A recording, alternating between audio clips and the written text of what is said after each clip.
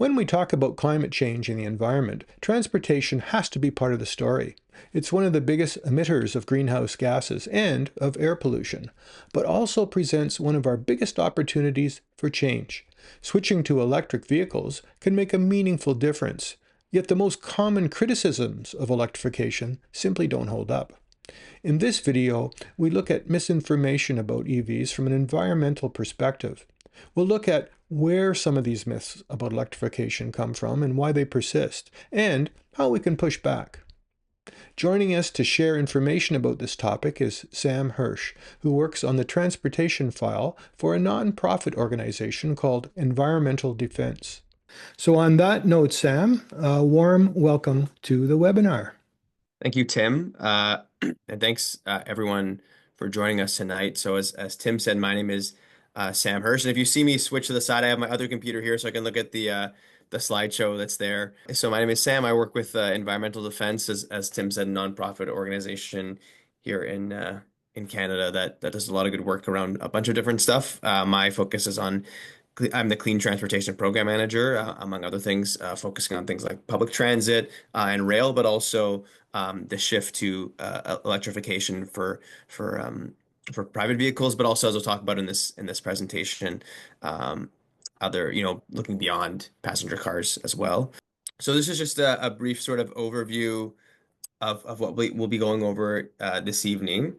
So there'll be a bit of myth busting, common arguments that we hear about EVs and the environment, and some of these you may have heard already, perhaps in past webinars. We'll try to give more depth or to the fewer environmental ones, and trying to go into more detail there. As I was just explaining how electrification is advancing beyond passenger cars, the role of automakers and oil and gas in shaping Canada's path, or leading to a hindrance of that path. What's at stake with the pause or the review that has been put in place on Canada's EV sales standard, and how you can effectively advocate for EVs in your community.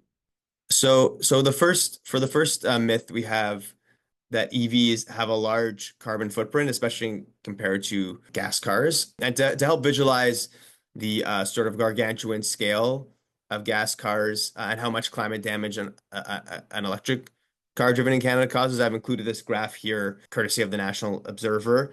As you'll see, there's a pretty big gap in the life cycle of a gasoline car. The emissions from burning fuel are far bigger, by far the biggest contributor.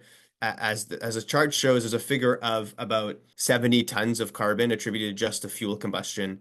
And that dwarfs other emission sources combined. So you'll see here that for electric cars, there is sort of a bigger upfront cost in terms of the make of the car and the battery and the manufacturing of the battery portion. But over time, the use of the car, it's just not even a comparison by any sense of the word. I think it's 1 ton of carbon to operate an electric car versus 70 tons.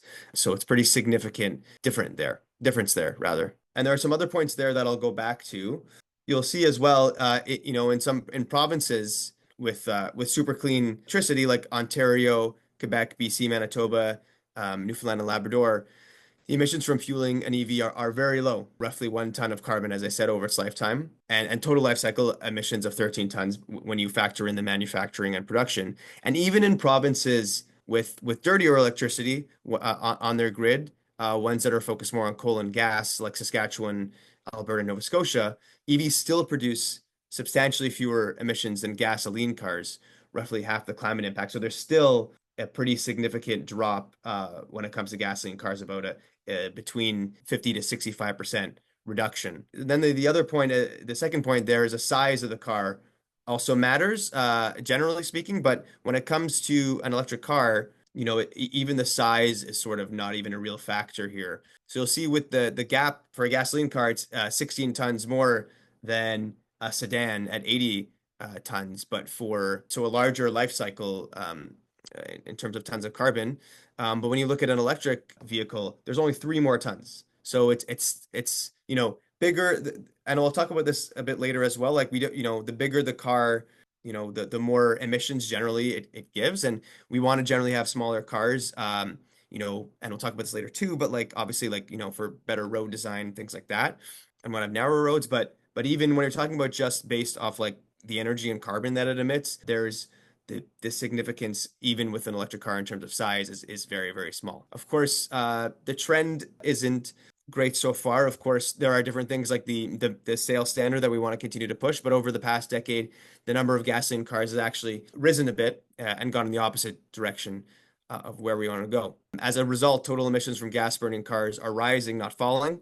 We're continuing at Environmental Defense to push the government to ensure that we have a standard that goes the way of the future, and are also pushing the auto industry as well to see that route. So the next sort of myth here is about, I'm sure we've heard this often, and I know that other presenters have brought this up as well, but that mining for EVs have a worse longer term environmental impact than gas powered cars. And, mining does have real environmental costs. Don't want to dwarf that. I would be, obviously, as someone who works with an environmental organization, of course, say that. But, and there is a big cost, like I said earlier, in terms of the upfront cost when compared to gasoline vehicle. But, there is still a sufficient mineral supply in terms of for electric cars. And by 2035, the battery material needed for passenger EVs are projected to reach about 8 to 14% of proven global reserves. And again, the life cycle emissions of an EV are obviously high. I've already just touched on that point, but already present a much higher environmental benefit than whatever the down cost of the mining would be. And of course, there's recycling as a game changer. And that recycling EV batteries can dramatically reduce environmental impacts by cutting emissions, energy use, and water consumption. With environmental defense as well, we're fighting to have more ethical regulations, and of course, taking into consideration human rights concerns and other things like that to minimize social and environmental harm. But again, in terms of the climate impacts from mining EVs, significantly lower than gas-powered cars over the whole life cycle by 70 tons of carbon. So it's pretty significant. The next myth that we hear quite often is that the electricity grid can't handle an increase in EVs. And, Canadian utilities are already upgrading infrastructure, like it says, and adding renewable power to meet our future EV demand by upgrading the grid and increasing our capacity.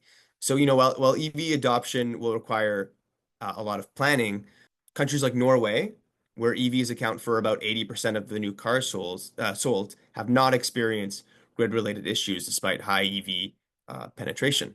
And a Canadian government study has estimated that EVs will represent 3% in 2030, 16% in 2040, and 22% of the electricity demand in 2050, respectively. And the study says this number is significant, but since the growth is spread over 30 years, with most happening during 2030 to 2050, Canadian utilities have 10 years to refine load forecasts and plan for grid expansion. So there's a lot of room there. And efficiency improvements also help manage future demand. And we've seen that in the US, where they added over 1 million EVs to the roads, and that didn't increase total electricity consumption. In fact, it actually decreased by 1.1%.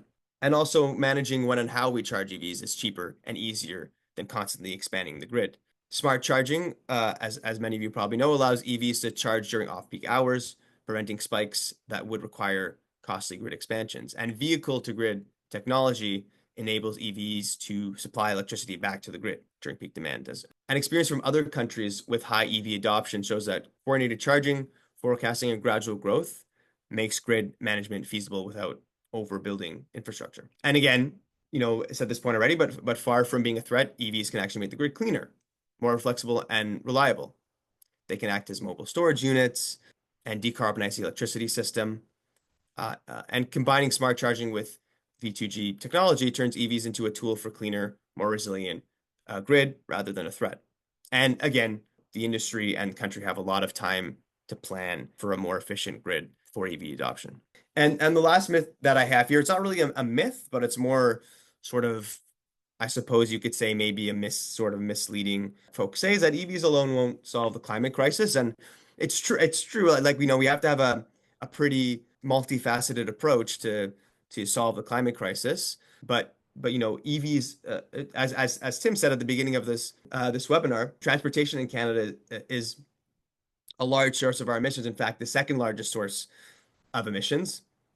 And EVs cut emissions drastically and are an important part to reaching climate targets. And I would also argue is probably one of from the Trudeau government, the former government, probably one of, if not the most significant policy positions that he put forward, the EV sales standard, to push us to get to 100% EVs by 2035. But it's not, and it is growing rapidly around the world. Global sales are projected to increase sevenfold by 2040, according to the UN, with annual sales potentially rising from 2.5 million to over 30 million by 2030. Hopefully, we continue to join that global trend. But there are challenges, obviously, with high costs for charging infrastructure and replacement of batteries. But of course, that, like I said, that will change with more recycling. But as I said, of course, EVs are one part of the solution. We have to look at other things. But again, like as it says here, and I didn't necessarily touch on it, but we need EVs because there are parts of the country where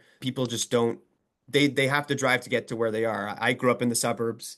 There are places just because of the way the suburbs are designed that people will need to drive cars. Of course, we should increase transit use there, but for some people, it's just the reality that or who live in rural areas who need cars where there are huge gaps. For example, with intercity buses, when Greyhound left Canada, etc. There's a lot of gaps, and EVs can help fill that gap for many people. And that's why also they obviously need to be affordable, which for many people they aren't at this point. But it's for cars, like I said, are sometimes the only practical option for commuting errands or accessing services. And the Congress for New Urbanism, based out of the United States, noted that 60% of trips in those areas of car trips are under 5 miles. So those trips could be replaced, for example, by, like I'll talk about that in a bit, by other things in the electrification space, well, by bikes, but also e-bikes or electric motorcycles or other mobility solutions, which would reduce dependence on full-sized EVs. And so, as I said, EVs are sort of for different places, like are a transitional tool where there are gaps. So, broader changes can take time, but EVs provide a cleaner alternative. And again, like we also need complementary strategies like transit and urban design. Investing in robust public transit ensures that people have viable alternative to cars, especially in, as I said, densely populated areas. And, obviously need more walkable neighborhoods, protected bike lanes, and other mobility infrastructure to reduce car dependence and lower emissions and reduce pressure on the EV battery supply. So, there are different solutions for different areas, but, we need EV adoption for necessary car trips, active transportation for short trips, public transit for longer trips, probably more urban areas, and, smarter urban design to reduce overall travel demand. So, EVs are necessary. They are part of a grander solution, especially as a gap measure. But, we need to also think about planning cities better in transportation systems to reduce that dependence in certain areas. And now I want to talk a bit about moving beyond passenger cars, because we're seeing a extension in different areas, and it's expanding into different things like commercial trucks, buses, motorcycles, like as I said, scooters, cargo bikes, and even aviation and marine vessels. So the Pembina Institute, which is a partner that we work with, and probably some folks that you've heard in the past, who are currently working with on trying to defend the EV sales standard. Nearly a third of trucks in the GTHA actually could be electrified today, right now, if we wanted to, with that number expected to rise significantly over the next decade. A report from Cutric, which is a transportation organization, it highlights that the number of zero-emission buses in Canada has actually increased. And there are a lot of municipalities leading the way there. As of May 2025, there were 393 zero-emission buses in service across Canada, a 54% increase from July 2024. And the TTC plans to also have an all-electric bus fleet by 2040, with 340 zero-emission buses ordered and expected to be delivered by 2026. But the number of buses in various transition stages has actually decreased, and there is somewhat of a slowdown in the adoption, as some of these authorities and these organizations report. And I know here in Ottawa, where I live, the city has also led the way on that too. But there is some opposition to it from some more, I suppose, conservative city councilors here. But generally speaking, there is a lot of support for electrification of buses. So there are a lot of provinces that are aiming to have bold policies. Like Quebec is aiming to electrify its truck fleet to 100% by 2040, which is great. And again, the GTHA could also lead to a 30% reduction by 2026, as Pembina reported. So the next thing I'll talk about, which we do a lot of work on, is the role of automakers and oil and gas in shaping the path to electric cars and EVs. So the auto industry groups have lobbied governments hundreds of times, not just since the adoption of the EV availability standard, but leading up to its adoption in December 2023. We've been doing some research at Environmental Defense and have found that the main industry groups, which are groups like the Canadian Vehicle Manufacturers Association, the CVMA, Global Automakers of Canada, the GAC, the Automotive Parts Manufacturing Association, and the dealers CADA, as well as some other car companies, Toyota, FCA Inc., formerly Chrysler, Ford Motor Company, and Nissan, have since between the time that the mandate was adopted, or the sales standard. We want to try to avoid the word mandate sometimes, but since the sales standard was adopted, so between December 2023 to the pause on September 5th, auto industry groups had lobbied the government close to 200 times. We also did some research between the 5th of September to today. During the time of the review, some auto industry groups have already lobbied the government over 30 times since then. So that's, an auto industry group lobbying the government at least every day since the adoption of the pause began. They're working, a lot of them are working hard to ensure that, there is perhaps a more modified sales standard. And despite, in terms of automakers, despite public commitments to electrification, there's often opposition to regulations that enforce EV sales targets. A lot of these organizations and corporations that I mentioned put out statements when the sales standard was put in place that, it would hurt the industry, things like that. But, a lot of other players like Unifor, one of the largest private sector union in Canada that represents auto workers, lauded the move. A lot of people know that this would help the industry. Again, lobbying efforts aim to, weaken or delay the implementation of the standard. And a big motivation behind this is that automakers want to prioritize higher margin, fuel inefficient SUVs and pickup trucks over EVs, which, as I was just talking about, are significantly over a life cycle period, significantly higher tons of carbon than EVs over time. But they're more profitable and constitute a significant portion of their sales. And, approximately 80% of vehicles sold in Canada are SUVs, pickups, and vans, which contribute to rising emissions. So we want to, as I said earlier, the size of the vehicle, I think, really matters, especially when it's a gasoline car. We want to try to get smaller vehicles, even if they're EVs, though the difference is pretty negligible. And, other people might not think it, but oil and gas obviously also play a big role here. They fund a lot of disinformation campaigns to undermine EV adoption, like claiming EVs are more polluting than gas cars, ignoring life cycle emission data, highlighting battery production impacts without context, overstating environmental harm, and suggesting insufficient electricity or charging infrastructure exists to support EVs. We see things a lot of the time in the news about how EVs don't work in cold weather. If there's a small issue, there's always, there can be often some negative media around EVs, and we're also seeing it, being very, very politicized, as I'll say later, by certain parties. The fossil fuel lobbyists, similar to automakers, and even more so, have huge access to government officials. And our data shows, again, this is in general, not just on EVs, but fossil fuel lobbyists met with the federal government officials just last year in 2024, 1,135 times, targeting ministries responsible for environmental and climate policy, just like the automakers' lobbying efforts aim to weaken climate policies and avoid accountability. So what's at stake with this pause? And I'm sure we've heard from others on it. These are some headlines. There was a lot of media around this when it was first announced. It was announced on the 5th, as I said, and we've been in talks myself with some government officials. They're doing some consultation around it, and it seems like there is some perhaps movement towards a modification. We're trying our best to make sure that doesn't happen. And, some of the modifications could include things like they did in Quebec, where they actually included in their incentive program to get credits, plug-in hybrids and hybrids. And obviously we don't want that, as people here know, that that would weaken our ability to get to our goal of 100% by 2035. And I think an important thing to note as well, in terms of a big impact, of course, it'll delay investments in critical charging infrastructure and things like that. But I was speaking to someone the other day who said that currently there are 130,000 jobs in the EV industry, and by 2035, that's projected to be at about 600,000 jobs if we continue with the standard.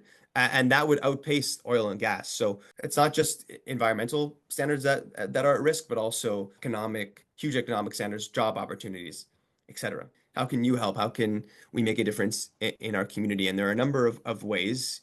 Of course, this is just a small list.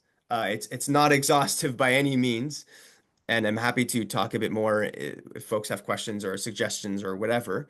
So change doesn't just come from policy, it also comes from people, and sharing experiences with neighbors, but also with members, your representatives makes a difference. So, some things you can do, join or support local EV associations like this one, right to MPs and decision makers. So one of the things that we have done, and I hope to share perhaps after this webinar with you folks, if we can, by email. Some of you might have already filled it out, but we launched an email writing campaign to MPs to protect the mandate, and we did that as well several years ago when we were fighting for the mandate.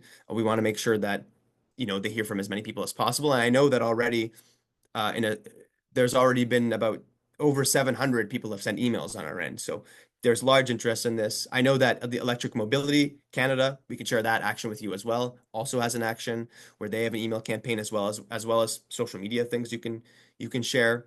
Our organization, Environmental Defense, is happy to meet with anyone who wants to try and meet with their MP and schedule sort of a meeting with them and training with them around that.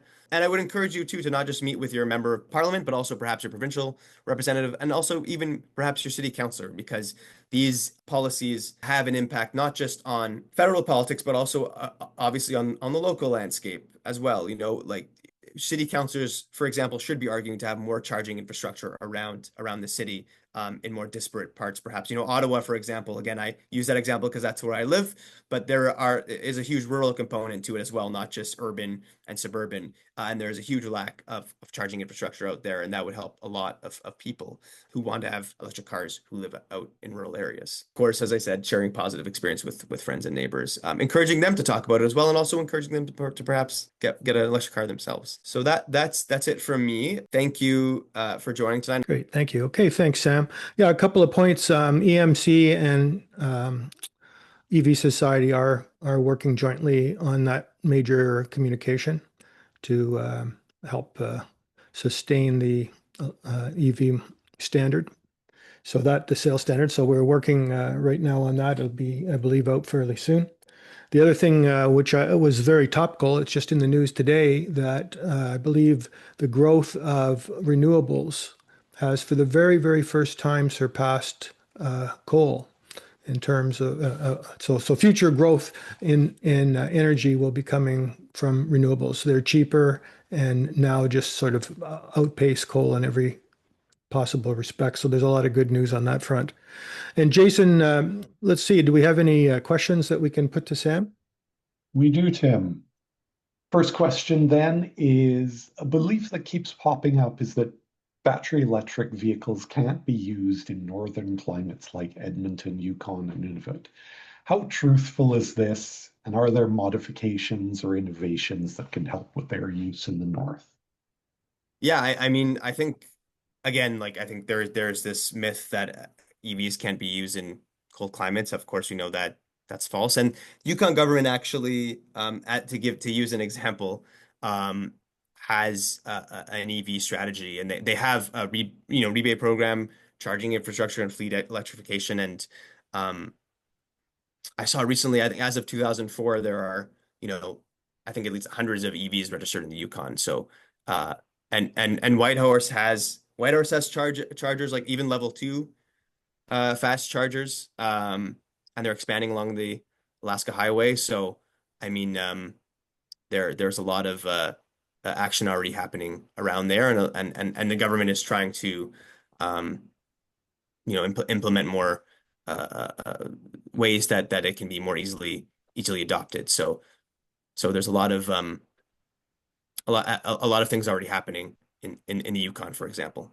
And even though batteries in their current state are quite usable in cold weather, they require more attention and a little bit more management. The other thing that we see on the horizon in the very near future, we'll be seeing further advances in battery chemistries. So, for example, sodium batteries, which we're hearing a lot about, are very resistant. They play well at high temperatures and at low temperatures, and they charge quickly regardless of the ambient temperature. So there's a lot of good news even in the future. Even though I would say, I've been 13 winters with electric car, and with a little bit of learning up front, they're very usable even in the very cold weather. So yeah. Yeah, I would add on several comments there. If you worry about EV usage in the cold, look at EV sales figures in Sweden and Norway. Um, they're doing very well there, and they wouldn't if they didn't handle the cold Yeah. properly.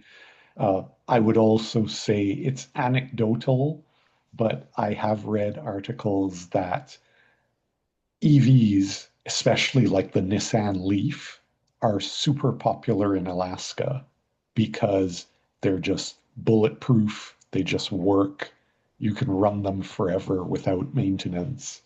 And for communities that have no access to dealers and spare parts and gasoline, they're super popular. Could Canada ever have its own EV design and manufacturing company? Would it be viable given global markets? I I think that's a great question, and I mean, I think I mean, of course there are difficulties, and I mean obviously a project like that would require like massive capital investment. But I think Canada has had we have crown corporations and have had huge publicly owned sort of like manufacturing efforts before. And I don't I think that when we talk about climate change and tackling it, it's sort of like the way that we should be talking about it is a sort of like wartime effort sort of thing. So why shouldn't we put the capital into there? It's just what are we prioritizing instead, right? So and there's a couple articles actually that I've seen recently, and especially when in the current context that we're living in, when there are massive tariffs being put on the auto industry from the American government. Um, that I would recommend there. So the Canadian Center for Policy Alternatives actually put out a really good article about not just EVs, but should Canada create its own um, Crown Corporation for vehicle production? So I would encourage you to read that piece. So with the context that we're in, I think there's a lot of talk about that now. I don't know if anyone else here wants to respond to that. I think one of the challenges is the size of our market. So, and I could be wrong on this. I think we buy around 1.5 million cars a year in Canada. And the question becomes, is that a sustainable market size for something as complex as vehicle manufacture? It could be maybe on the EV front, just because they're less complicated to operate and to build. But I think that market size is one of the biggest challenges, and time will tell. Yeah. And Um, sorry, go ahead, sorry, Jason. just for Petra, who asked this question, you can look up Project Arrow. That's probably the best known attempt to spark interest in a Canadian EV. And Tim, have we ever tried to get them on the webinar? We actually did have them on very long time ago. So we've been doing this webinar for 5 years. And I think it was in our first year. We had one of the principals from the Arrow project on to talk about it. The original purpose of the Arrow was to demonstrate that in Canada, all aspects of a vehicle can be manufactured. It was not originally thought of as a prototype for a car that would go into commercial production. But as Sam mentioned with recent turn of events, people are revisiting that question and wondering, well, if we can make all the parts, why can't we actually make the vehicle? I think there'd be a market for it, but again, there'd be an appetite for it, but whether the market size would justify it, I don't know. Just want to add to, and I see a couple of questions about this too, but I think this is sort of relevant in some way to this question. Of course, I think, and I wrote a piece about this recently in the Hill Times. Like, I think we need to, as much as we can, keep manufacturing and production like domestic, and the government needs to keep investing on that, not just, put a pause on it. But of course, that a part of the solution also has to be, letting other cheaper competition into the market as well, so automakers can, or it could be, like I think that when we've written to the infrastructure minister and have been, talked about how I think we should lower that tariff on Chinese EVs, and in fact, um, Prime Minister Carney has spoken about being open to the possibility of that. And certainly, there's another question. Again, not to get ahead of myself, and the questions and to skip the queue, but someone's asking about European EVs as well, and I think that's also a great idea, especially if folks are maybe more worry of going the route of Chinese EVs.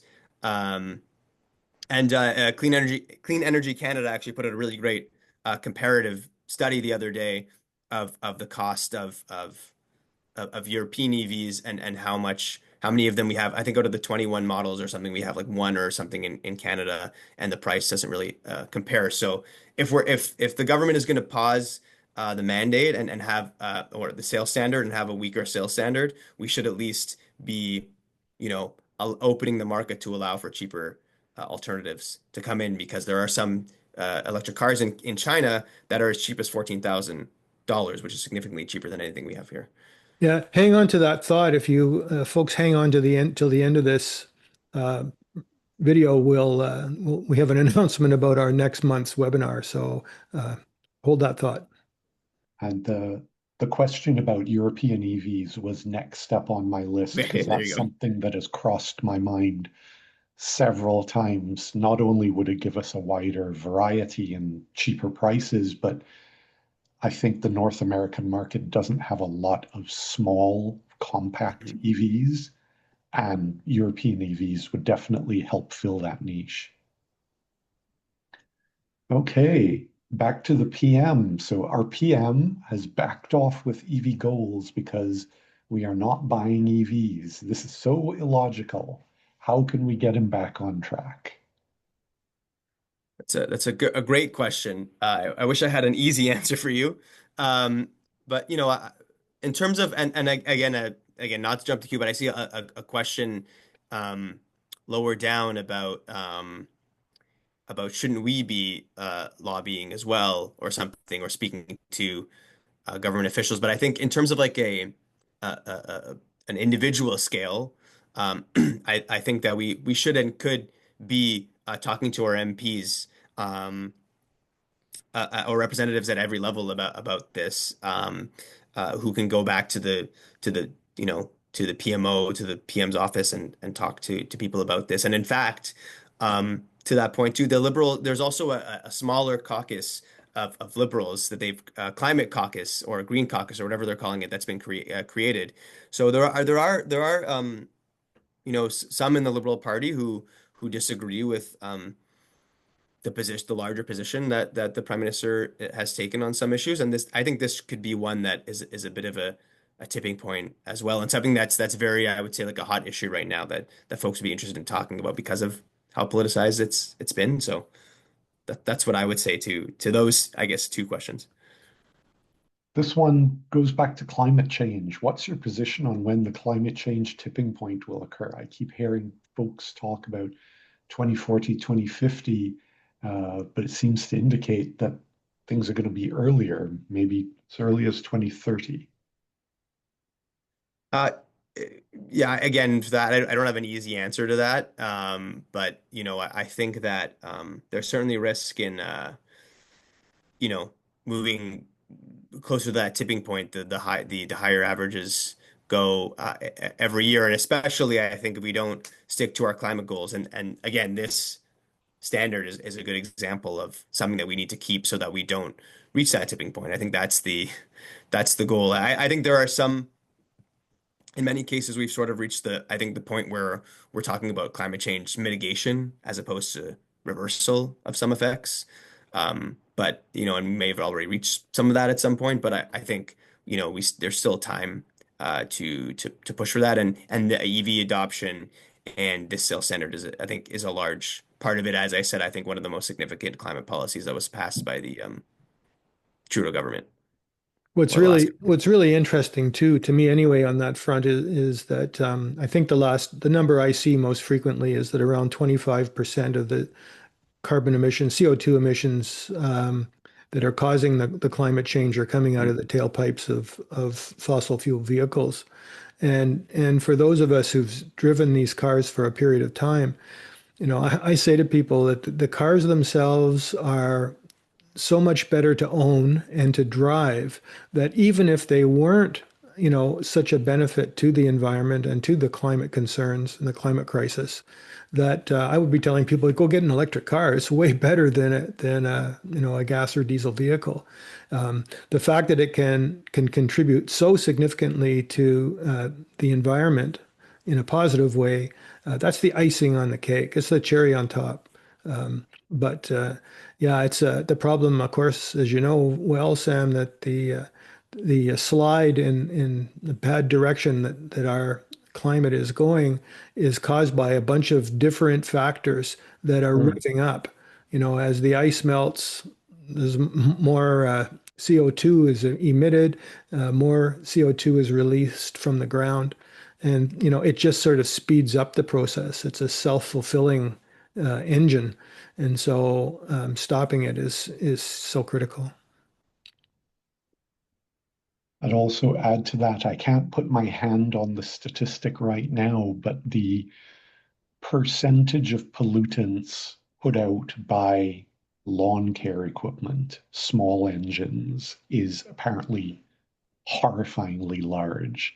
So even if you can't get an AV, switching your lawnmower, leaf blower to battery electric, one, you're not breathing that stuff, and two, your neighbors at 9 a.m. on a Sunday will thank you. Yeah, yeah. And Agreed. I've done that a while ago, by the way, and the tools are great. I mean, it's fabulous. I love not having to have a big jerry can of smelly gas in the garage that smells up the place on a hot day. They're great tools. Okay. This is mostly a comment, but I think most of us realize this. I know a lot of people who would switch to an EV tomorrow if they could get the prices that low, uh, regarding your comment regarding Chinese Yeah, EVs. yeah, Oh, and yeah. I think that's been a big part of the conversation for us, for other groups who work with like Pembina, Clean Energy Canada, EMC, Electric Mobility Canada, like that affordability point is actually a very, very important one, something that resonates with a lot of people because I think we're in an affordability crisis in general right now when it comes to everything. And I think people who are buying a new car, a lot of people that I know at least, they want to buy an electric car, but a lot of them can't afford it. So it's an important point. Yeah, it's unfortunate that we can say the truth about it that the total cost of ownership is less. So if you want to Yeah, save money, if yeah, saving money is the object, get an electric car because yeah, you may pay more if you buy a new one anyway. You'll pay more up front, true. but you're gonna make that back and then some over the time you own it. And the other nice thing I'd like to point out is that EVs have been around just long enough now that we have a growing and robust used EV market. And used EVs, from what I've seen, are underpriced. They're worth more than they're selling for because there's still an unknown and the market isn't, as big and robust as it will be eventually. So right now, shopping for a used EV is often a really big bargain. So if the upfront cost of a new one is a concern and you don't mind buying one that's been used, you got some great deals out there to be had. Um, so Yeah. Tim is Jason, right there. I just want to, yeah, you're right on the upfront cost yeah, yeah, is more than the life cycle cost for sure. yeah. Jason, maybe we could just do one. Is there one more there we could do? And then I'd like to just thank Sam, and we'll get on with a few comments about next month. There's one comment I wanted to address. So, a comment from Leslie that basically says, you know, some of the emissions from coal and gas must be appropriated to EVs or assigned to EVs. EVs cannot work without the output from coal and gas. And I would say that is 100% wrong. If you live in a region where the only place power is coming is coal and gas, even then it's wrong because you can put solar panels on your roof and charge from that. In Ontario, I looked at it a few minutes ago, 50% of our power is coming from nuclear. Overnight, when we charge our EVs, it's even more than that. So the fraction of power that my EV is getting from gas is probably 10%, maybe less, and it's only going to improve over time. Your Yeah. gas car becomes less efficient over time and more polluting. EVs get more efficient and pollute less as the grid gets cleaner. So that's another benefit. Exactly. Exactly. Okay, well, maybe on that note, Sam, thanks so much for coming on and doing this with us. We appreciate it. We haven't we've talked a lot about myths around EVs, but really haven't come at it from a strictly environmental standpoint. And we appreciate you coming on and doing that. Yeah, thanks for having me, Tim. And as I said, if folks want to reach out and talk about meeting with their MPs or our email campaign, I'm happy to do so. So And I'll be sure to put a link to environmental defense in the comment or in the description of the video when we post it on the YouTube channel tomorrow. wonderful. Thanks, Thank folks. you. Thank you.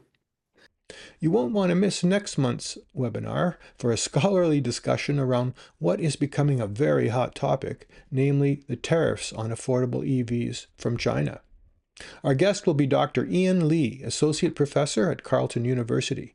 Over the years, Ian has appeared extensively in the media, including CBC, CTV, and the Global National News, The Roundup, and On Power and Politics, to name just a few. He draws from a wide range of governmental agencies to formulate his in-depth analysis. That's it for this month's Canada Talks Electric Cars. Thank you for tuning in. From everyone at EV Society, stay charged, stay curious, and we'll see you next time.